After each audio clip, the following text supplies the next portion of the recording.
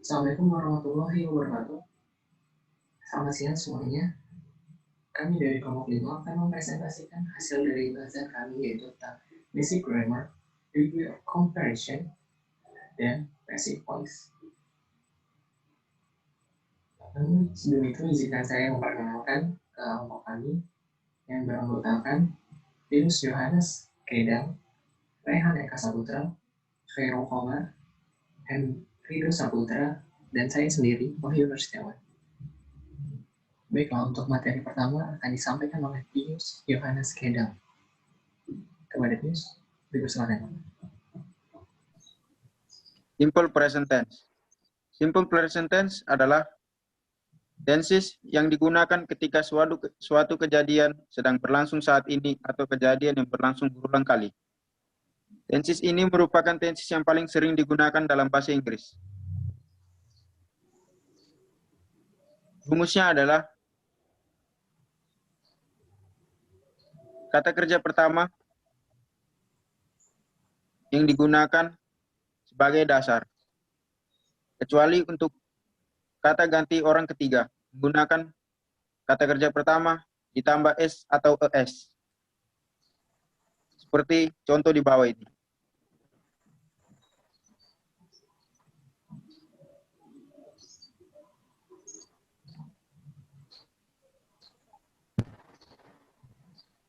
Bisa dilihat rumusnya. Ada subjek, ada verb 1 yaitu kata kerja pertama, dan kata bantu.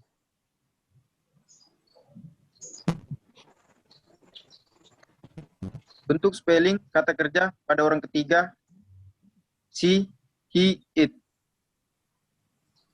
Tergantung dari akhiran kata kerja. Untuk kata kerja yang berakhiran O, CH, SH, X, atau Z, tambahkan ES. Contohnya, go, jadi ghost. Cat, jadi catis. Bis, jadi bisis. Kiss, jadi kisses, dan seterusnya. Untuk kata kerja yang berakhiran Y, hilangkan Y, dan tambahkan IES.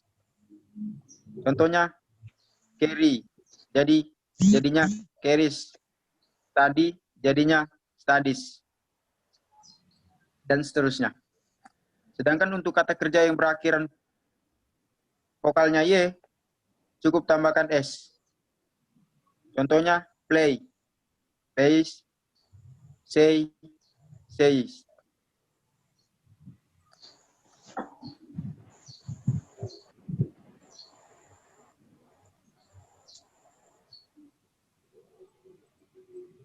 Macam-macam kalimat simple present tense. Contohnya, untuk kejadian yang berulang, yang secara langsung saat ini, contohnya, I take the motorcycle to the office.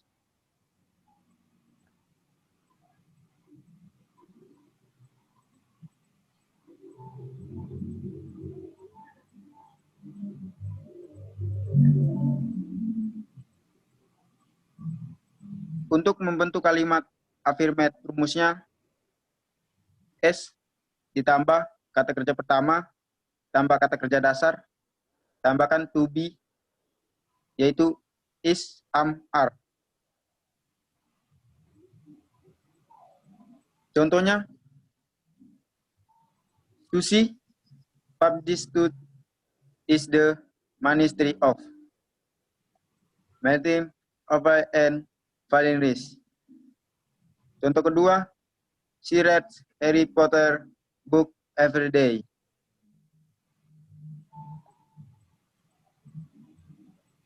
Yang ketiga, they must know movie very Sunday.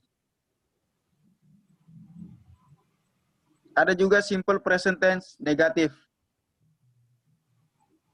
Untuk membentuk kalimat simple present tense negatif,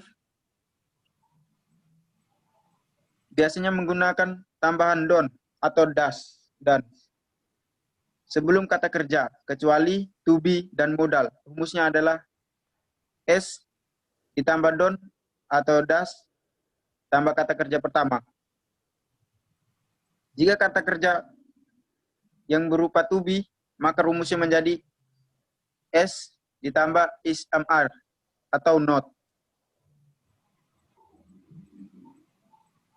Contoh simple present tense negatif yaitu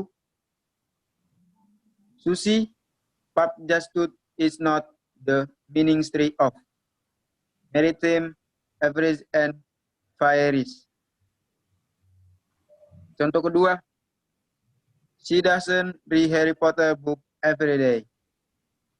Contoh ketiga, they don't watch new movie every Sunday.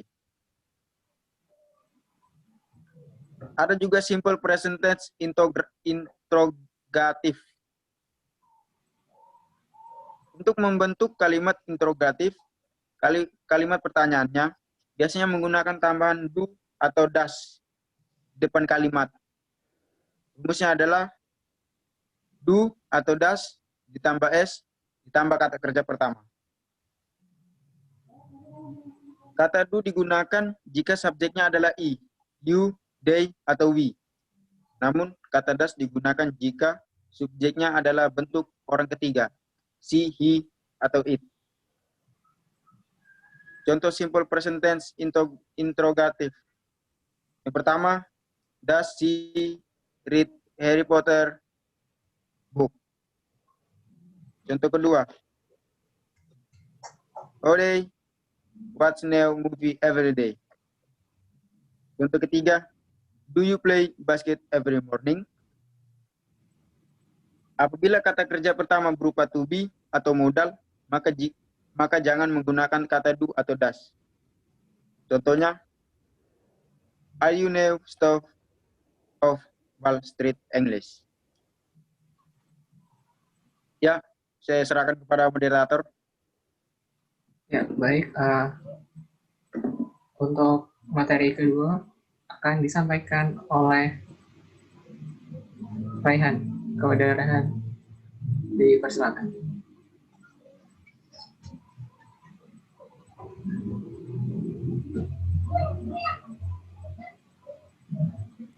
Okay, thank you. Hello guys. My name is Raihan Eka Saputra. So today I'm going to explain you about simple past tense. Okay, what is simple past exactly? Nah, jadi so the first is the simple past tense. Jadi simple itu artinya sederhana. Kemudian past itu artinya masa lampau. Kemudian tense itu artinya kalimat. Jadi simple past tense adalah kalimat tense yang digunakan untuk menyatakan kejadian yang terjadi di masa lampau atau kejadian yang pernah terjadi.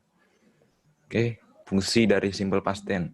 Simple past tense digunakan untuk menceritakan kejadian di masa lalu yang terjadi pada waktu tertentu.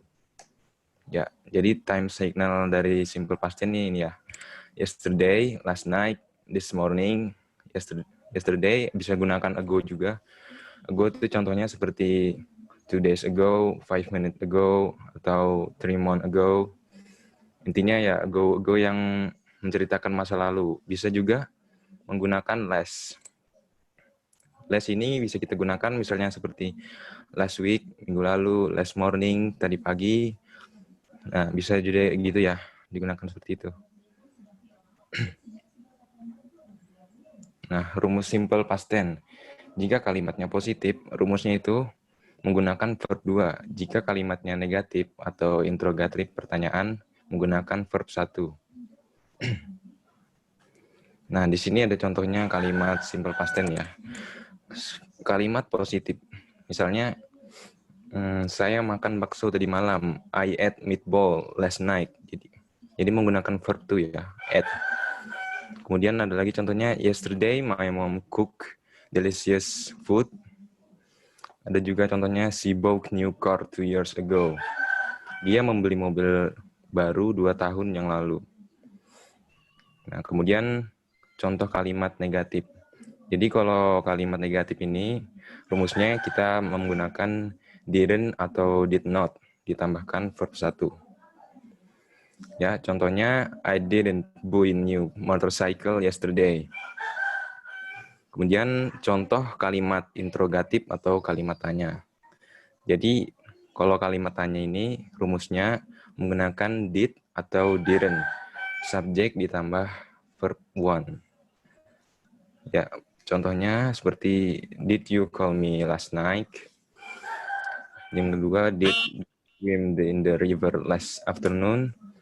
Did she deliver the pizza on time? Did they allow you to join English club?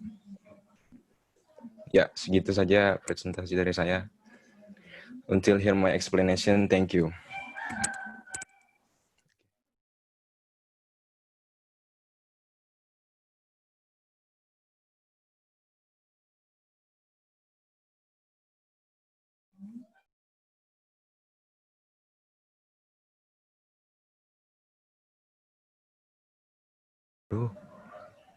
Oke, nama saya Hairul Komar dan saya akan menjelaskan tentang future tense. Pengertiannya, future tense adalah suatu kalimat yang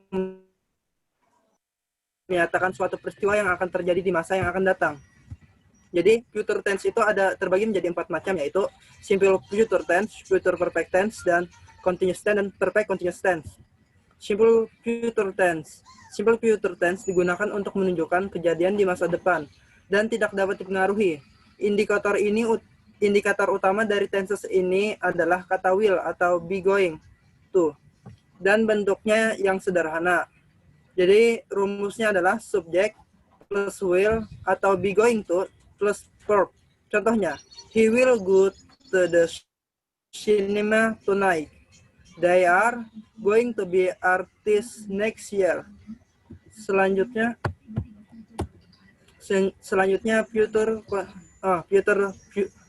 simple future tense dan future perfect tense. Jadi perbedaannya di sini antara future tense dan perfect tense itu hanya di verbnya saja. Di sini menggunakan verb 3. Jadi contohnya, Jen will have done the project by next week. She will have finished the task by next month. Jadi future continuous tense. Future continuous tense menyatakan sebuah kejadian yang terjadi pada waktu tertentu secara terus-menerus di masa depan atau pada waktu tertentu.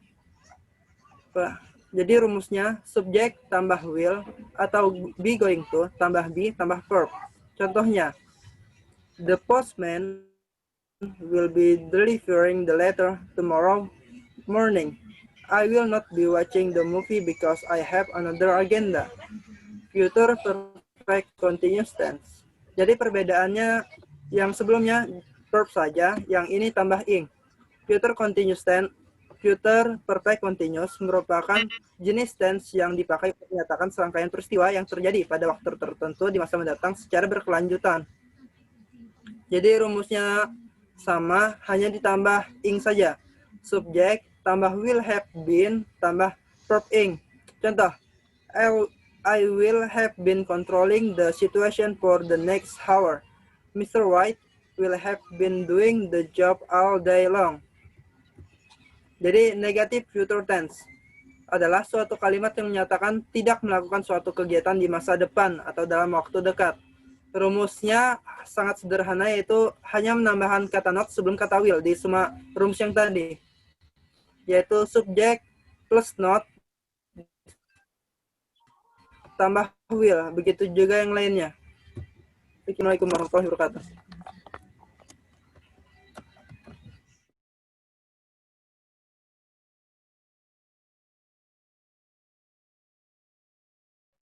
Assalamualaikum warahmatullahi wabarakatuh.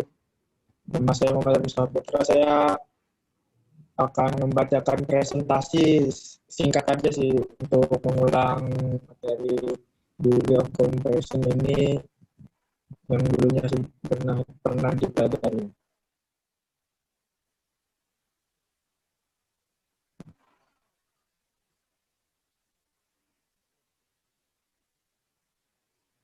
Lanjut, moderator.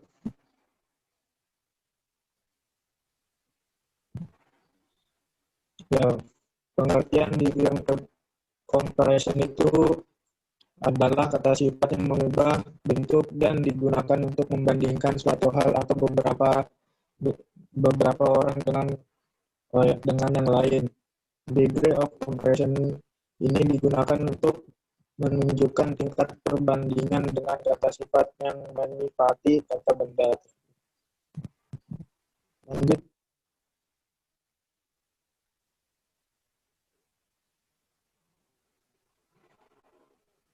Jenis-jenis degree of comparison itu ada 3: positive degree, comparative degree, dan superlative degree.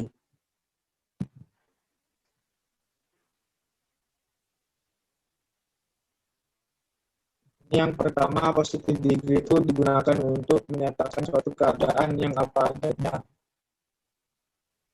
Ini di bawah saya kasih rumus positive degree beserta contohnya. Yang pertama itu as ditambah adjektif plus as. Dengan contoh, David is a style of David is as tall as my brother. Yang kedua, no less adjektif than.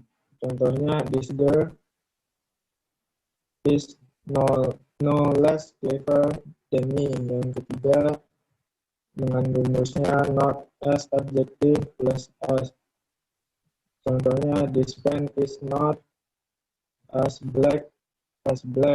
Artinya, ballpoint ini tidak sehitam ballpoint itu.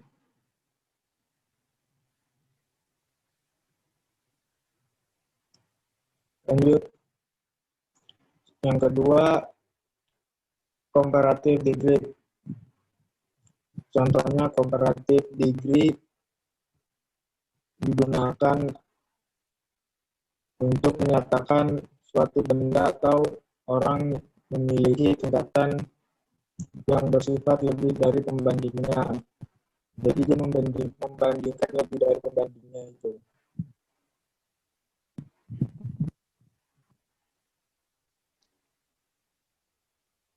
Singkat saja, rumus comparative degree itu yang pertama adjektif plus plus than. Contohnya, today is colder than yesterday. Yang kedua, more adjective. Madonna is more popular than Britney. Selanjutnya ada yang menggunakan subjek, verb, comparative of the two plus noun. Contohnya, Rudy is the teller of the two boys. Ada juga selanjutnya of the two, noun, subject, verb, comparative of the two bags. Dengan contohnya seperti itu, dari dua tas itu yang satu lebih cantik.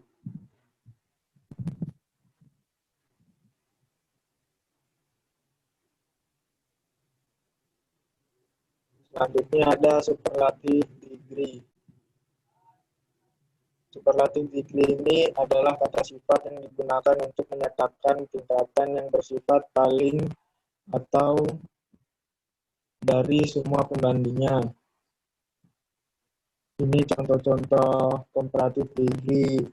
Yang pertama itu ada adjective plus noun in singular noun. Contohnya, one of the biggest mall in this city is the Gardenia Mall. Artinya salah satu mall terbesar di kota adalah Gardenia Mall. Selanjutnya ada yang menggunakan the most adjective popular noun. Contohnya, Jennifer is most beautiful girl in the universe. university. Ada juga yang selanjutnya simple less plus adjective. Contohnya, these shoes are the less expensive of all. Sepatu ini ada yang paling murah dari semuanya.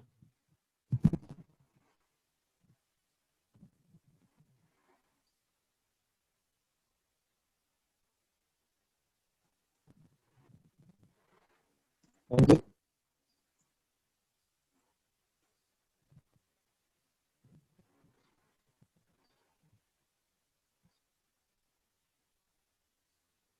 Ya, ini yang terakhir tadi ya, comparative degree.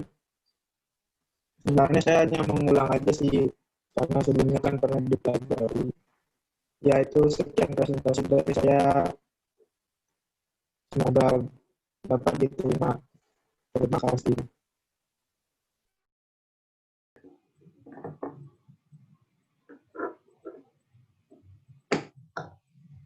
Oke, untuk yang terakhir sekaligus penutup, saya Wahyu Setiawan akan menjelaskan tentang passive voice. Pertama, yaitu what is passive voice? Passive voice is a type of sentence or clause in which the subject receives the action of the verb. Artinya itu, kalimat pasif adalah jenis kalimat atau klausa di mana subjek menerima tindakan dari kata kerja. Maksudnya itu pada passive voice, subjek kalimat tidak melakukan suatu tindakan atau aksi, melainkan subjek menerima tindakan. Berbeda dengan kalimat aktif, di mana subjek bertindak sebagai pelaku atau tindakan. Terus bagaimana cara mengubah aktif pasif? Aktif voice dapat diubah bentuk menjadi passive voice, namun hanya berlaku pada kalimat transitive verb. Transitive verb adalah kata kerja yang diikuti oleh direct object. Beberapa fungsi dari passive voice itu sebagai subjek atau pokok pembicaraan. Misalnya, the car is being repaired. Itu adalah kalimat pasif. Berikutnya adalah sebagai pelaku kegiatan. Itu when I came, the door was open. Nanti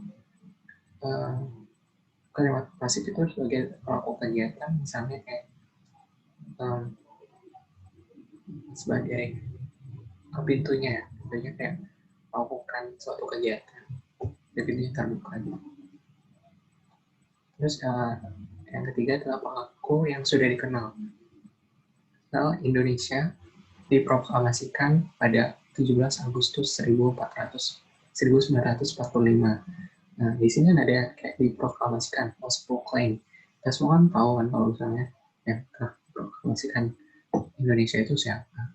Jadi, passive voice juga bisa digunakan untuk pelaku yang sudah dikenal itu.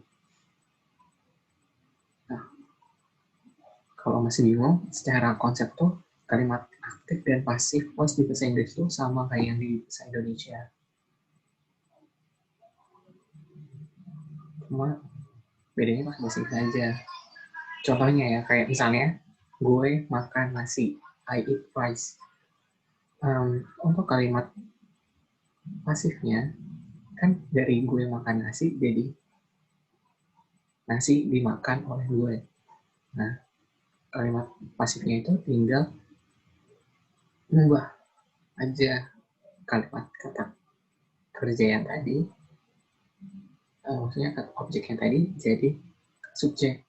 Ya, misalnya I eat rice, rice-nya dipindah ke depan.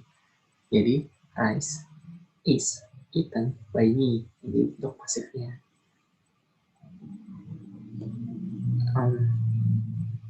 Nah, untuk yang sebelum-sebelumnya itu rumusnya banyak banget.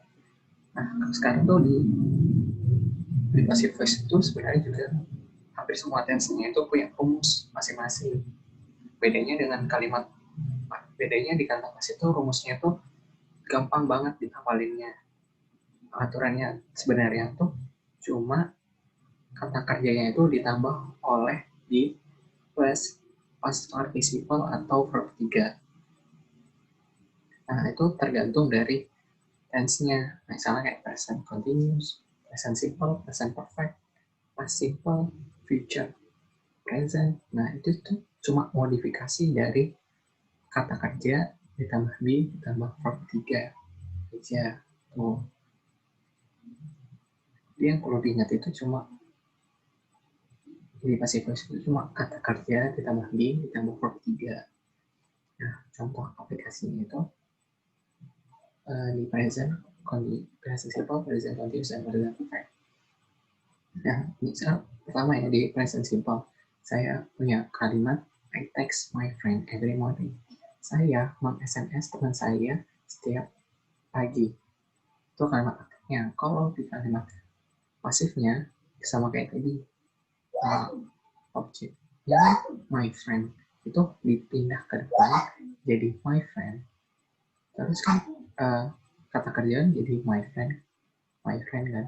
Terus kan di B-nya itu ada MSR. Karena yang digunakan my friend, jadi yang dipakai itu R. Terus habis B plus participle untuk verb 3 dari yang awalnya text menjadi texted.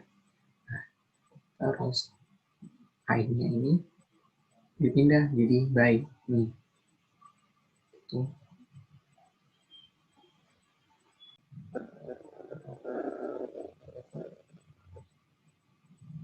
Nah, untuk yang selanjutnya di present continuous. Misalnya kalimat aktifnya itu I am texting my friend. Terus di kalimat pasifnya sama kayak tadi, my friend yang dipindah ke depan. Terus ditambah B-nya tadi ya. Karena my friend jadi B-nya itu R. Terus karena ini adalah present continuous ditambahin B. Terus kan faktornya B plus verb 3. Jadi di karena present continuous jadi B plus verb 3, terus yang tadinya texting verb 3-nya jadi texted terus by me. Nah, di present perfect sama aja kayak gitu, tapi karena ini present perfect have-nya tetap hanya ditambah be dan verb ya itu.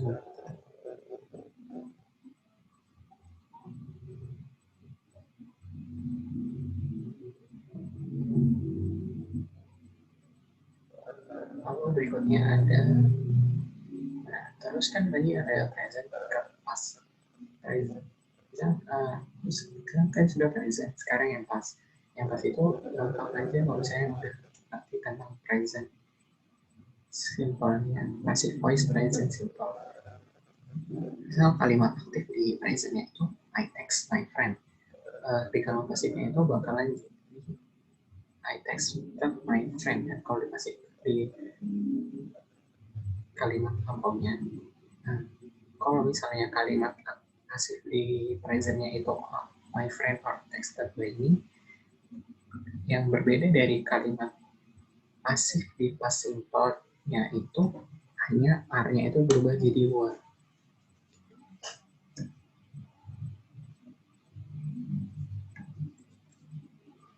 Berikutnya untuk present continuous. Sebenarnya sama aja di past continuous-nya. Was jadi R, yang tadinya R menjadi were, sama kayak tadi yang simple gitu. Nah, di present perfect juga sama, bedanya hanya employment had menjadi have. Begitu. Nah, untuk future perfect, future simple dan future perfect, misalnya saya punya kalimat aktif I will text my friend. Untuk kalimat pasifnya akan berubah menjadi my friend will be texted by me. Ya, aturan be plus verb 3 tadi. Terus di future perfectnya bakalan jadi I will be. Misal di future perfectnya, misal saya memiliki kalimat aktif I will be texted by my friend. Untuk di future-nya, seperti biasa, frame-nya dipindah ke depan, jadi subject. Terus will-nya tetap. Terus karena dia future subject, ditambahkan have. Dan yang awalnya be, jadi been. Lalu karena sudah perfect, maka tidak usah diubah lagi. Terus ditambah keterangan itu by me. Karena sebelum subject. Nah, untuk kalimat interrogatif atau kalimat pertanyaan, misal saya punya kalimat pasif dari my friend were texted by me. Temanku telah di SMS oleh saya. Misal saya mau nanya, apakah kamu di SMS temanmu? Nah, jadi kan word-nya tadi dipindah ke depan, terus frame-nya tadi di depannya. Jadi, were your friend texted by you? Apakah temanmu di SMS olehmu? Terus misal satu lagi kalimat bahasa Inggris, kalimat English is being taught by Miss Ratty. Bahasa Inggris sedang diajarkan oleh Miss Ratty. Jadi untuk kalimat pertanyaannya diubah jadi is English taught by Miss Ratty. Apakah bahasa Inggris telah diajarkan oleh Miss Ratty?